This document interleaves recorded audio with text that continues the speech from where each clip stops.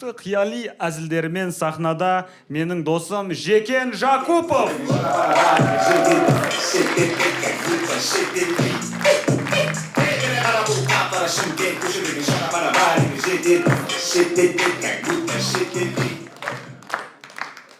Қайырлы кеш, қалайсыздар? Шапалақ соғып қойсаңыздар. Бізге. Құрметті қыздар, бүгін қыздар көп келіпті. Мен қыздар сіздерге айтайын, сіздер бір түрлі адамсыздар.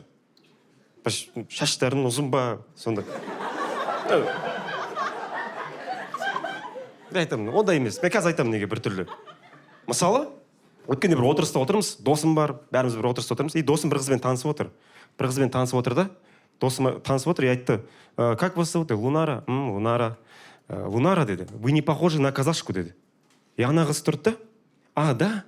Спасибо деді. Қыздар, схуяли ол вообще комплимент. Не үшін? Ол айтқан жоқ па кімге ұқсайтын? Ол ары қарай айтса мысалы. Вы не похожи на казашку. А на кого похожи? Цыганский наркобарондарға ұқсайсың. Камбоджан қатындарына келесің біраз. И танысып отыр, и ары қарай сұрады: Лунара, красивое имя. А что означает ваше имя, деді. Это Лунара, деді. В переводе с греческого, деді. Бля, еще атын грек тілінен аудару керек оны. И так и бүкіл нәрсені, байқысы бүкіл нәрсені грек тілінен аударамыз. Бәрін. Грецияда андай жоқ қой. Сіздің атыңыз кім? Менің есімім Георгий Мазанакис. Ол нені білдіреді? Ол қазақ тілінен аударған кезде ержүрек батыр деген мағынаны білдіреді. Кім достарына қарызға ақша береді? Жалпы кім шапақ соқпайды? Бересіздер ғой, Но мен берем, но мен определенный адамдарға ғана берем. Өзім бар бір историясы жақсы дейтін адамдарға ғана берем. Но бір адам бар, мен оған в любом случае қарызға ақша берем, бәрібір. Өйткені ол менен ровный сумма сұрайды. Алло, Жекен, 870 теңге бар ма? 1160 теңге жіберші маған деп. Значит, сен ойлайсың, значит, бір конкретно бір нәрсеге керек ол. Жайдан жай сұрамайды ғой. Бір четкий мақсаты бар оның. И мен сұрадым бір рет, не үшін дедім? Сұрама деді, сұрама. Просто жібер деді. Просто жіберші деді. Да, и қарыз демекші, мен жалпы қарыз, кредит, займ алып көрмеген, бірақ өткенде өмірімде бірінші рет займ алдым. Күшті. Прикольно займ алған. Ұнады маған. Кайф екен. И анкета толтырады екенсің, анкета толтырып жатырмын да, доход деп тұр. Жаздым. Маған отказ келмес үшін 500 мың деп жаздым. Сосын дополнительный доход дейді. Бетон бір отказ келмесін деп, оған 300 мың деп жаздым. А менде, по идее, основной доход та жоқ негізі. И 500 мың, 300 мың, примерно 800 мың теңге тауып тұрмын ғой. А мен сұрап тұрған 20 мың теңге. И олар одобрять етіп тұрсын. Ойланбай ма сонда? Бұнау 800 мың табады. Наху керек оған біздің 20 мың теңге? Сөйтіп бере салды. И тағы бір қарызда көп түсінбейтін нәрсем. Қалай мемлекеттер бір-біріне қарыз болады вообще? Сен мемлекетсің ғой? Государство, мен Қытайға мысалы бәрі қарыз. Бәрі біз де Қытайға қарыз екенбіз оқыдым өткенде. Вообще қалай, мен мысалы Қытайдан вообще ақша алған жоқпын.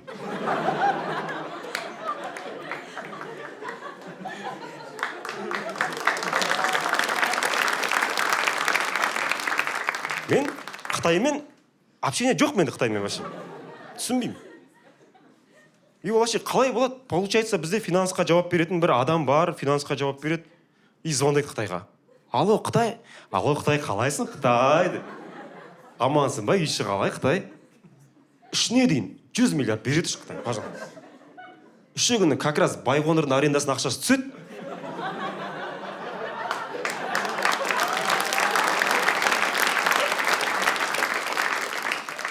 Тағы бір-екі темалар бар, түсіп қалады ау дейтін. Содан қайтарам. Все. Каспийна ма? Каспийға аударып жүр. Қазақстан Р деп шықты ма?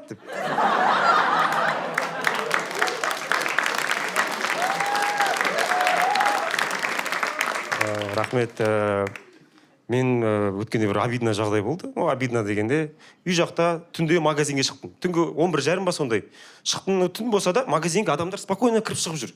Кіріп шығып жүр.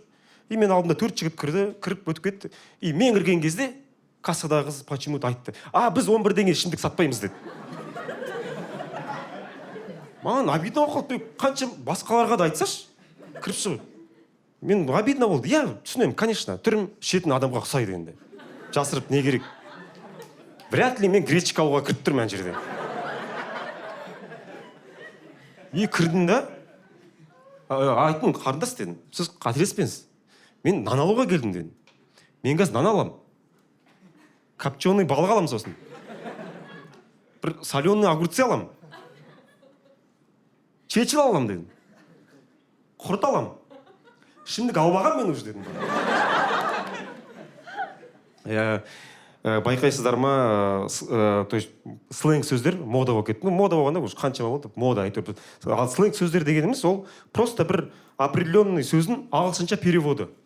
Просто ағылшынша переводы. И біз, получается, қазақша сөзде сленг сөздер бір 2-3 ағылшынша сөз қолданамыз. Мысалы, там жиналыс болып жатады, құрметті әріптестер, ешқандай траблдар болмас үшін, ешқандай факаптар болмас үшін, бәрін дедлайнмен тапсырайық дейді. Сөйтіп ағылшынша сөздер қолданамын. А мен хочу наоборот. Мен қазақ тілі дамып кеткенін қалаймын. Қазақ тілі қатты дамып кетіп, наоборот, біздің сөзімізді сленг қылып қолданғанын қалаймын басқа жақта. Ойлаңыздар, Америка, Нью-Йорк, Таймс-сквер жиналыс болып жатыр бір бизнес-центрда Америкада. И ұрсып жатыр бастығы. Ұрсып жатыр. What are you doing? What are you doing? This is time over. Көтке тіреп жатыр.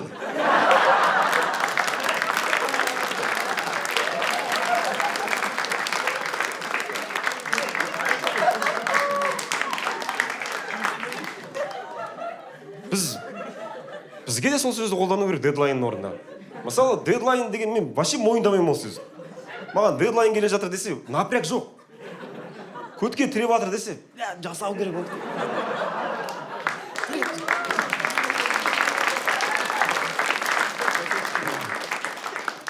Біз шетелге көп еліктейміз. Шетелге көп еліктейміз. Өткенде мысалы, Алматыдан Семейге ұшып бардым. Біліп тұрған шығарсыздар билетті қайдан алғанымды. Билетті арзан әуе билеттер жүйесі aviasales.kz-тан билет сатып алдым. Билет сатып алдым да Алматыдан Семей ұшып бардым. Семейге қондық. И Семейдің аэропортында почему-то Астананың сағаты тұр. Семейдің сағаты тұр. И каким-то образом Нью-Йорктың сағаты тұр. Мен айтайын, бізге ондай қатты қызық емес Нью-Йоркта сағат неше екен. Мен айтайын, Семейдің адамдарына Семейде сағат неше екен қызық емес даже. Бізде просто 2003 жыл и все. Номерін бір түрлі айтатын адамдар болады. Телефон номер. 8 708 3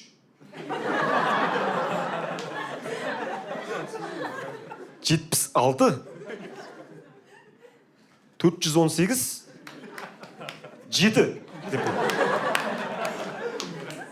Өткенде бір досым номер алған, айтады, VIP номер дейді. Ал ана номер 8705 556 деп кетеді ғой. Мен айтамын, бұл қай жері VIP-нан? Айтады, үйтіп айтпайсың дейді, бүйтіп айтасың. 8 70 3 пятерки дейсің дейді. Айтым, кім 8-ден кейін 70 деп айтады? Сен Индонезияда тұрып атсың ба? Өткенде болады шапалақ соқты. Өткенде мынандай жағдай болды. Досым келді үйге, и қымбат парфюм сатып алып келген. Айтып, қымбат парфюм, Creed Aventus деген. Анау 150 мың ба, 200 мың ба, сондай тұрады где-то. Айтады, брат, қара Creed алып. Базар жоқ. Қанша қалдың деді. Қанша қалдың дегенде айтады, 15 мыңға дейді. 15 мыңға Creed Aventus? Деді, күшті алып алдым дейді. Ашып жатыр да, бүйтеді, точно оригинал ма екен дейді. Мен айттым, қайдан алдың дедім. Заправкада бір таджиктан дейді. Мен айттым, сен жалпы әлі сомнение ұстап тұрсың ба? сомнение ұстап тұрсаң айтайын, оригинал ма екен.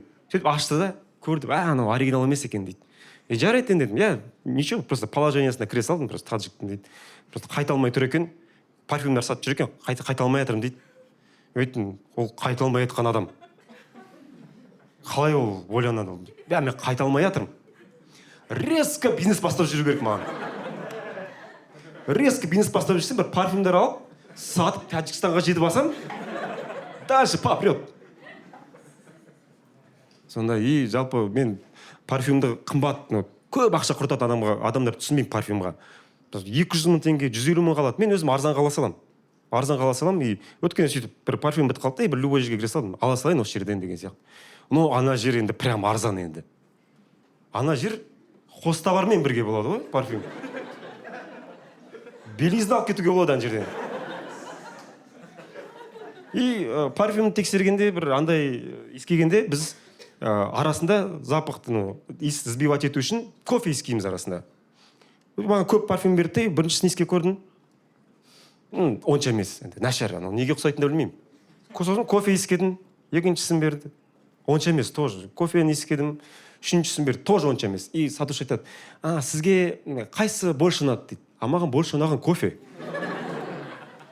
Мен айттым, надан бір капучино. Сосын белизнаңызды беріңіз, мен жүрейін. Рахмет, менде осы.